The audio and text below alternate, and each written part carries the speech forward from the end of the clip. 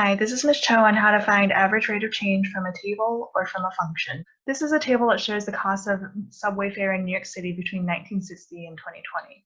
The question is, what is the average rate of change in subway fare between 1960 and 1990? So right away, they know this is my x1 and my x2, which I can label here. And then I can read across the table to find my y1. And then my x2, 1990, which means $1.15 is my y2. So my average rate of change, again, is y2 minus y1 over x2 minus x1, which is $1.15 minus 15 cents divided by 1990 minus 1960. So this is $1 over 30 years, which is $0.033 per year. In part B, the average rate of change between 1990 and 2020, my 1990 is my x1, my 2020 is my x2. So now 1990 is x1 and 115 is y1, and then 2020, this is my x2, and 275 is my y2.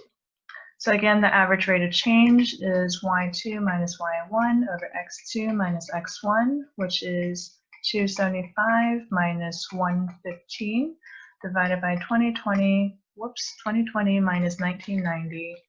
And this is $1.60 over 30 years, which is $0.053 per year.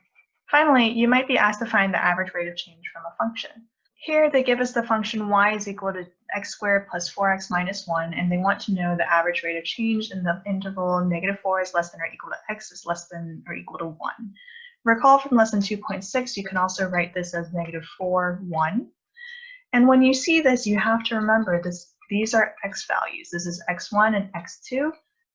The 1 is not a y, and so you cannot use that in your numerator of the average rate of change formula. You might be saying, I have x1 and x2, but I don't have y1, y2. How can I use the formula? That's a great question. You have to take the extra step to find y1 and y2 by plugging it into the formula.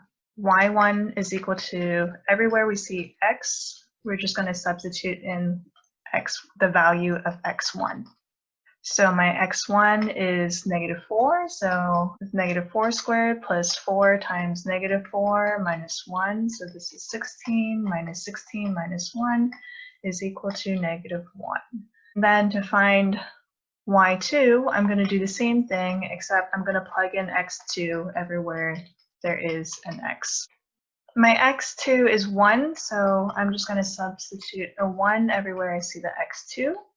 And then this is 1 plus 4 minus 2, which is 5 minus 2, which is 3. So this is my y2. Now I can use my average rate of change formula. My y2 is 3, my y1 is -1. So I'm going to subtract a -1. Be careful. My x2 is 1, my x1 is -4. So again, we're subtracting negatives. So 3 minus a -1 is 3 plus 1. Which is 4, and 1 minus a -4 is 1 plus 4, which is 5. So my average rate of change for this function is 4 over 5. So to summarize, the average rate of change is the slope between any two random points that you choose. It could be the same or it could be different throughout your graph. To find it, we use the formula average rate of change is equal to y2 minus y1 over x2 minus x1. From the information they give you, label your x1 and your x2. Then find your y1 and y2 that go with those x's. From a graph, you just read it off the coordinates. From a table, you read across the table. From a function, you have to take the extra step to plug in x1 and x2 to find your y1 and y2. Once you have all the information you need, you just plug everything into the formula and pay attention to your units.